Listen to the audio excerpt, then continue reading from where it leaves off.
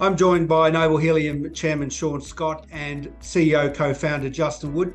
Certainly there's a lot to talk about on the back of today's announcement, but the MST webinar, it was cut short.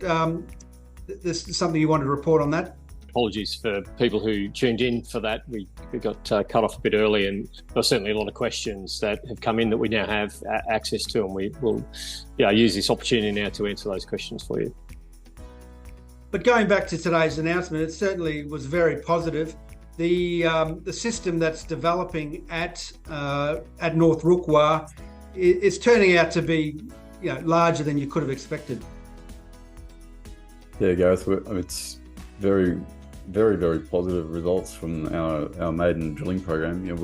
We've demonstrated a probable 10 to 15 metre free gas column right at the crest of the Mbalele structure. And probably more interesting, or just as interesting and possibly more interesting, is that we've proven that the North Rukwa, we got helium all the way, shows all the way to basement. The place is the structure is full of helium, and that goes a long way to demonstrating that the North Rukwa itself is a prolific helium system. It's no longer theoretical. I think it's fair to say that even Netherlands Sewell have been caught by surprise about how much helium we're seeing in the system. So I'm not a geophysicist, but I get the sense it's a tale of two systems: a gas, sizable gas cap at the top, and then gas and water further down. Is that right? Yeah, that's right. So there's a cap right at the surface that might be enough for the early monetisation system that we're looking at, but then certainly what seems to be a pretty significant upside in the water, the saturated water, and that sits underneath it at Mbalele. So talking about the two systems involved, how does that impact the 16 BCF resource you have at Mbalele? Yeah, so the 16 BCF mean estimate was built on the basis of a small number of thin sands within the structure. So obviously we found a thin sand with gas in it at the crest, and that's good. The system's saturated enough to provide us with helium and nitrogen at the cap. But our modelling work always told us, or showed us, working with Oxford, that we could expect as much, if not more, helium in the water. And that seems to be playing out.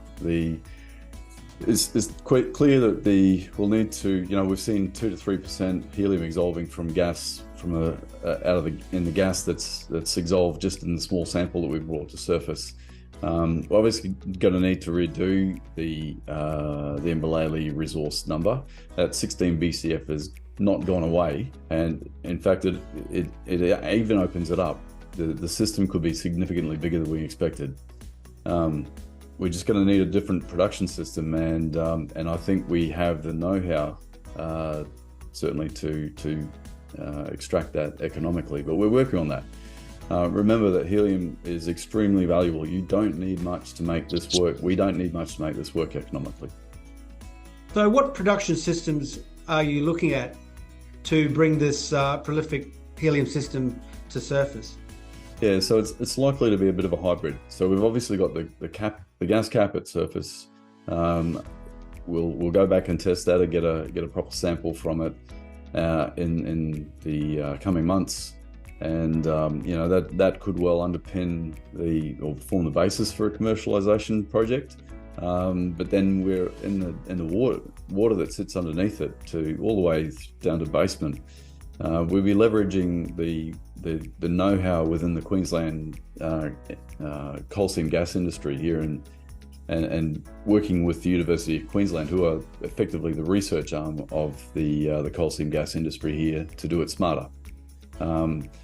What we do is depressurize. So the way the coal seam gas industry does it is you reduce the hydrostatic pressure, and the gas starts to flow. And we're seeing, as I said, 2 to 3% helium coming out of solution.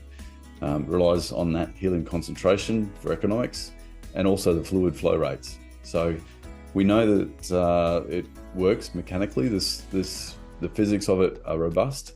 What we've found is a phenomenal thickness of reservoirs that are saturated in helium, which now presents quite a significant upside. So now next steps, as we've said in our announcements, is to collect that data, understand our flow rates, understand our concentrations from the lab, and then effectively build a theoretical model with the University of Queensland for production, and then we'll go out and test it. So you've talked monetisation pathways previously. How is that shaping up now with the latest news? Yeah, we've been engaged with counterparties for many months looking at this. We're negotiating lease agreement, offtake arrangements at the moment, obviously in parallel with gathering all the technical information that we need. And as noted, we've ticked a bunch of the boxes that we wanted to tick with the results of the drilling so far. But we'll obviously need to close that out with the flow test work just to confirm where we're at.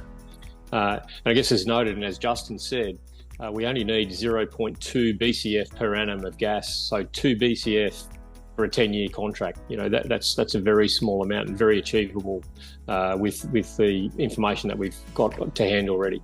So Justin, it all sounds very positive at North Rukwa. How are you feeling about things overall?